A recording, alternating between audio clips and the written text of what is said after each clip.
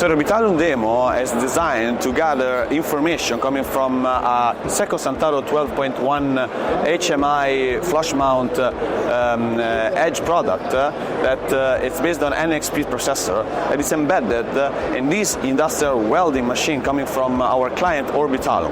So data are gathered on the edge, analyzed on the edge, and then transmitted to the cloud using our IoT software suite CLIA. And then the data are shown in a custom user interface that you can see over there. The main dashboard provides a rundown of the welding machines, the volume of the welding completed, and also the status of connected or disconnected devices. In this case, we have 5 connected devices and 1 disconnected devices.